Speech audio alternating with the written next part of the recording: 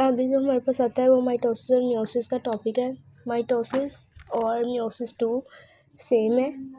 Mitosis क्या होता है? माइटोसिस कहते हैं डिवीजन ऑफ सेल। इसमें हमारे पास 2 डॉटर सेल बनते हैं और जिसमें हमारे पास सेम नंबर ऑफ क्रोमोसोम होते हैं। ये यूकैरियोटिक सेल्स में होती है। मल्टी सेलुलर ऑर्गेनिज्म जो होते हैं, जिनके सोमैटिक सेल्स हैं, जो सेक्स सेल्स हैं, वो माइटोसिस करते हैं, और जो प्रोकैरियोट्स हैं वो हमारे पास सिमिलर होते हैं माइटोसिस से, जिसको हम बोलते हैं बाइनरी फिजन, और ये प्रॉपर माइटोसिस नहीं करते।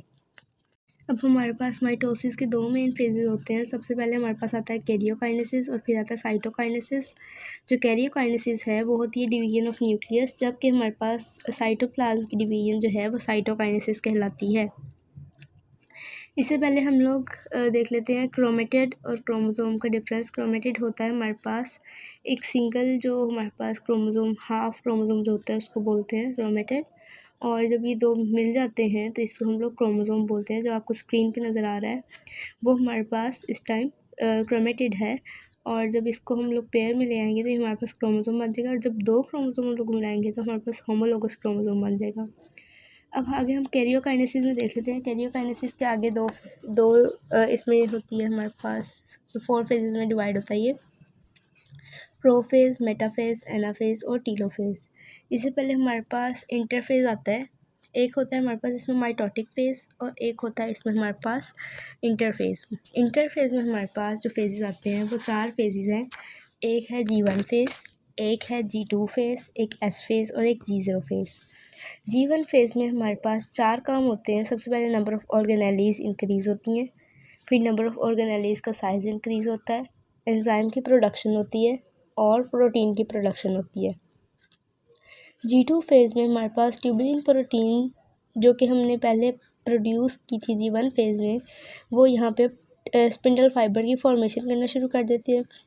फिर एस फेज़ आता है। एस फेज़ में हमारे पास डुप्लिकेशन होती है क्रोमोसोम की, सेंट्रियोल्स की, इन सब की डुप्लिकेशन होती है। फिर आगे G0 फेज़ आ जाता है। ये हमारे पास जो है एक रेस्ट फेज़ होता है। इसमें हमारे पास कुछ सेल होते हैं जो परमानेंटली रेस्ट पे चल जाते हैं, जैसे कि हमारे पास ब्रेन सेल्स होते हैं, वो परमानेंट रेस्ट पे चल जाते हैं। फिर आगे टेम्पररी हमारे पास होता है कि टेम्पररी रेस्ट पे जाना, तो वो लिवर या किडनी के सेल होते हैं जो टेम्पररी तौर पर, यानी थोड़ी देर के लिए रेस्ट पे जाके बाद में वापस काम में लग जाते हैं।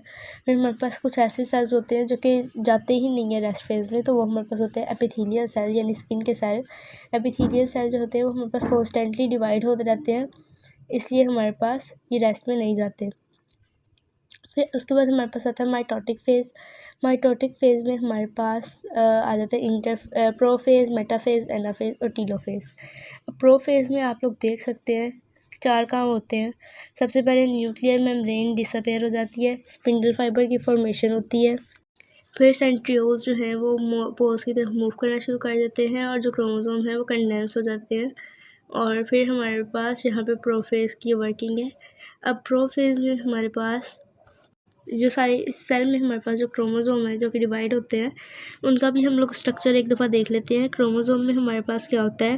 क्रोमोसोम के अंदर हमारे पास एक स्मॉल होल होता है जिसको हम लोग काइनेटोकोर बोलते हैं, जो सेंट्रोसोम के अंदर होता है। जो जिस पॉइंट पे हमारे पास 2 क्रोमेटिड्स इंटरसेक्ट कर रहे होते हैं वो हमारे पास सेंट्रोमेयर होता है, और इसके बीच में हमारे पास एक होल होता है जिसको हम लोग काइनेटोकोर बोलते हैं।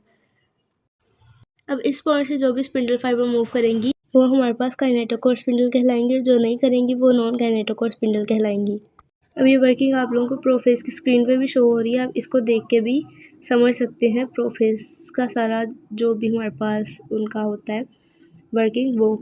फिर आगे हमारे पास मेटाफेज़ आता है। मेटाफेज़ में सिर्फ एक काम होता है कि क्रोमोसोम जो है मेटाफेज़ प्लेट पे सेट हो जाते हैं, और जो स्पिंडल फाइबर हैं वो उनको अटैच कर देती हैं, और फिर हमारे पास यहाँ पे मेटाफेज़ प्लेट बन जाती है जहाँ पे सारे क्रोमोसोम अलाइंड हो जाते हैं।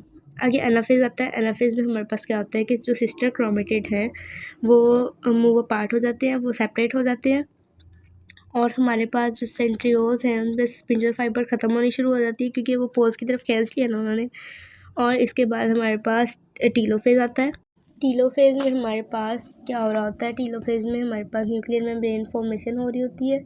उसके अलावा जो क्रोमोसोम डिवाइड होकर अलग अलग सेल्स में आ जाते हैं और यहाँ पे साइटोप्लाज्म की डिवीजन होती है जिसको हम साइटोकाइनेसिस बोलते हैं। जो साइटोप्लाज्म है वो क्लीवेज फरो बनाना शुरू कर देता है और आहिस्ता आहिस्ता जो सेल है वो अलग हो जाता है और 2 सेल हमारे पास फॉर्म हो जाते हैं जिसके अंदर डिप्लॉयड नंबर ऑफ क्रोमोसोम होते हैं और सिंगल क्रोमेटिड होता है। यहाँ पे हमारा माइटोसिस ख़त्म हो रहा है। अब हम लोग अगला टॉपिक मायोसिस देख लेते हैं। इसमें क्या होता है कि 2n यानी डिप्लॉयड नंबर ऑफ सेल जो है वो डिवाइड होता है 4-1n यानी हैप्लॉयड सेल्स में। अब इसमें क्या होता है, हमारे पास डिप्लॉयड जो है वो कहते हैं 2 यानी हमारे पास हो और हैप्लॉयड होता है हमारे पास सिर्फ एक क्रोमेटिड हो, उसको बोलते हैं। फिर आगे हमारे पास फेजेस आ जाते हैं मियोसिस में। इसमें हमारे पास कैरियोकाइनेसिस होती है और साइटोकाइनेसिस होती है। साइटोकाइनेसिस हमारे पास साइटोप्लाज्म की डिवीजन होती है और जबकि कैरियोकाइनेसिस हमारे पास न्यूक्लियस की डिवीजन होती है। इसमें हमारे पास प्रोफेज 1 सबसे लंबा फेज़ है। इसमें क्या होता है, जो इंटरफेज़ है उसमें हमारे पास G1 फेज़ होता है, G2 फेज़ होता है, S फेज़ होता है, लेकिन G0 फेज़ नहीं होता। अब वो भी देख लेते हैं। G1 फेज़ हमारे पास होता है कि नंबर ऑफ़ ऑर्गेनेलीज़ का साइज़ इंक्रीज़ हो जाता है, प्रोडक्शन होती है एंजाइम की। नंबर ऑफ़ ऑर्गेनेली इंक्रीज़ होती है, उनका साइज़ इंक्रीज़ होता है, प्रोडक्शन होती है एंजाइम की और प्रोटीन की।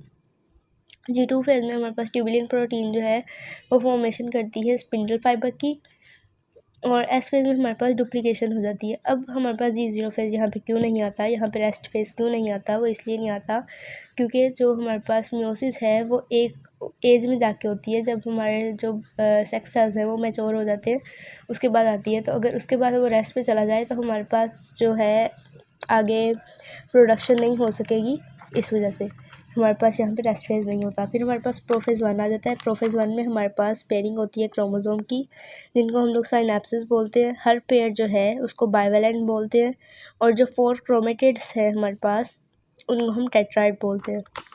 फिर इसमें हमारे पास क्रॉसिंग ओवर होती है और उस क्रॉसिंग ओवर की वजह से हमारे पास वेरिएशंस आती हैं और उसको हम लोग क्याज़मेटा बोलते हैं। और मियोसिस का हमारे पास बेनिफिट यही है कि इसकी वजह से वेरिएशंस आती हैं। और फिर हमारे पास जो है इसमें न्यूक्लियस मेम्ब्रेन डिसअपेयर हो जाती है, सेंट्रियोल्स पोल्स की तरफ मूव करना शुरू कर देते हैं और स्पिंडल फाइबर की फॉर्मेशन होती है। इसके बाद हमारे पास आता है, ये आप स्क्रीन पे भी देख लें कि इनकी वर्किंग कैसे होती है। फिर हमारे पास मेटाफेज़ 1 आता है। मेटाफेज़ 1 में हमारे पास क्या होता है कि मेटाफेज़ प्लेट की फॉर्मेशन होती है। लेकिन अब हमारे पास माइटोसिस और मियोसिस 1 के मेटाफेज़ में क्या फ़र्क है कि जो हमारे पास माइटोसिस है उसमें हमारे पास जो क्रोमोसोम है वो सिंगल आते हैं, लेकिन हमारे पास मेटाफेज़ 1 में हमारे पास जो क्रोमोसोम है वो होमोलोगस क्रोमोसोम आते हैं, यानी इन फॉर्म ऑफ पेयर आते हैं। तो हमारे पास मेटाफेज़ प्लेट मियोसिस 1 की बनती है। फिर हमारे पास एनाफेज़ 1 आ जाता है। एनाफेज़ 1 में हमारे पास जो फुल क्रोमोसोम है, एक क्रोमोसोम पूरा, वो हमारे पास पोल्स की तरफ मूव करना शुरू कर देता है।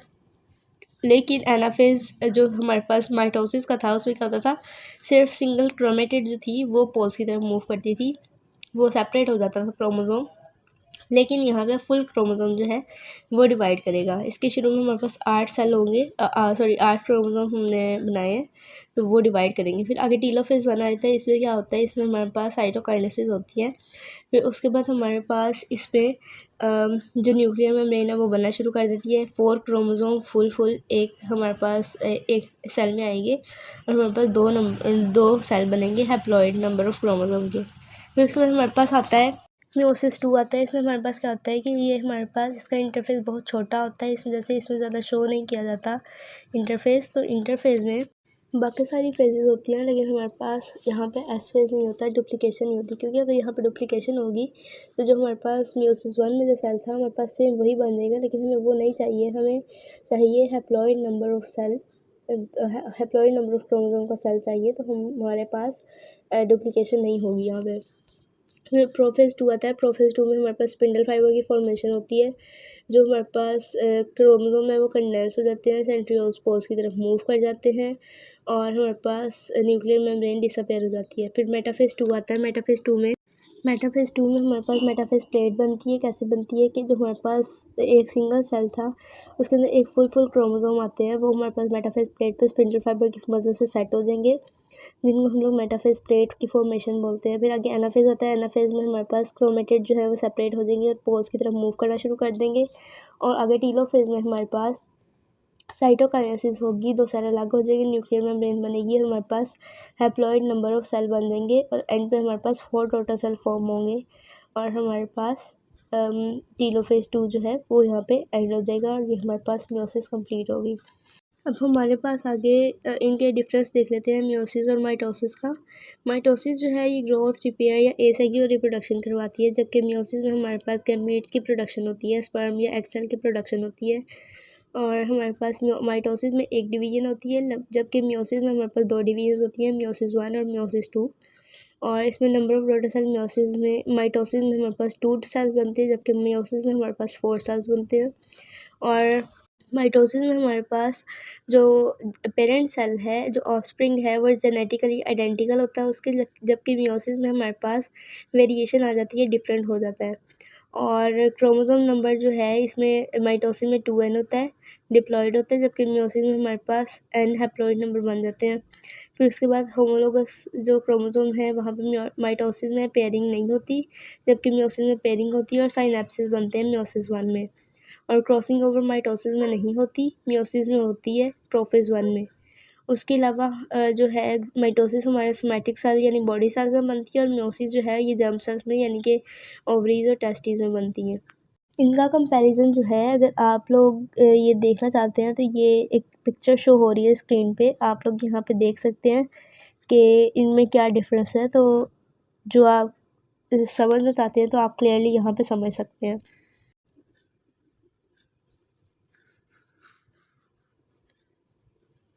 और यहाँ में हमारा ये टॉपिक एंड हो रहा है। अब हम एक एनिमेशन देख लेते हैं माइटोसिस की। इसमें क्या हो रहा है, सबसे पहले हमारे पास प्रोफेज आता है, इसमें हमारे पास न्यूक्लियस और न्यूक्लियर मेम्ब्रेन डिसअपेयर हो रही है और हमारे पास एक क्रोमोसोम जो है वो कंडेंस होते हुए दिखाई दे रहे हैं। फिर आगे हमारे पास आता है कि स्पिंडल फाइबर की इसमें फॉर्मेशन होती है थ्रू सेंट्रियोज पोल की तरफ हम मूव कर रहे हैं और हमारे पास स्पिंडल फाइबर जो है क्रोमोसोम के सेंट्रोमियर से अटैच हो रही हैं। अब आगे हमारे पास मेटाफेज आता है। मेटाफेज में सारे इक्वेटर पे सारे अलाइन हो गए हैं और हमारे पास मेटाफेज यहाँ पे एंड हो रहा है, स्पिंडल फाइबर अटैच हो गई है। अब एनाफेज में हमारे पास क्रोमेटिड सेपरेट हो गए, क्रोमोसोम जिनको भी बोलते हैं, ये सेपरेट हो गए और पोल्स की तरफ मूव कर गए हैं। अब स्पिंडल फाइबर्स जो है वो यहाँ पे डिसअपेयर हो जाएंगी। फिर हमारे पास न्यूक्लियर मेम्ब्रेन दोबारा फॉर्म होगी, न्यूक्लियस दोबारा आ जाएगा, हमारे पास यहाँ पे माइटोसिस एंड हो जाएगी। फिर हमारे पास साइटोकाइनेसिस होगी हमारे पास, जिसमें 2 सेल हमारे पास बनेंगे। फिर प्लांट सेल में क्या होता है, हमारे पास मेसोफिल सेल की सेल प्लेट बन जाती है इसके अंदर और ओवर टाइम हमारे पास एक न्यू सेल वॉल बन जाती है जो कि 2 सेपरेट सेल बनाती है और फिर हमारे 2 सेल अलग हो जाते हैं। अब मियोसिस की एनिमेशन है, इसमें क्या होता है, डिप्लॉयड नंबर ऑफ सेल होता है, क्रोमेटिन इसमें होता है जो कि कंडेंस होता है और क्रोमोसोम बनाता है और क्रोमोसोम हमारे पास कंडेंस्ड बनते हैं। इसमें हमारे पास एक सिस्टर क्रोमेटिड होता है और ये आपस में हमारे पास पेयरिंग कर लेते हैं, आपस में साइनेप्सिस बना लेते हैं, फिर हम इसको टेट्रेट बोलते हैं। फिर इसमें क्रॉसिंग ओवर होती है जो कि वेरिएशन का बायस होती है हमारे पास प्रोफेज 1 में। फिर स्पिंडल फाइबर की फॉर्मेशन होती है और हमारे पास जो क्रोमोसोम है वो अटैच हो जाते हैं और मेटाफेज में हमारे पास मेटाफेज इक्वेटर पे अटैच हो जाते हैं और फिर हमारे पास जो क्रोमोसोम है वो हमारे पास एनाफेज में सेपरेट हो जाता है और टीलोफेज में हमारे पास साइटोकाइनेसिस होती है और 2 हमारे पास सेल बन जाते हैं हैप्लॉइड। फिर उसके बाद मियोसिस 2 आती है। मियोसिस 2 में हमारे पास वही जो हैप्लॉइड सेल था उस पर हमारे पास स्पिंडल फाइबर की फॉर्मेशन होती है, मेटाफेज इक्वेटर पे सेट होते हैं और एनाफेज में हमारे क्रोमेटिड सेपरेट हो जाती है और टीलोफेज में फिर हमारे पास 4 हैप्लॉइड नंबर ऑफ सेल बन जाते हैं।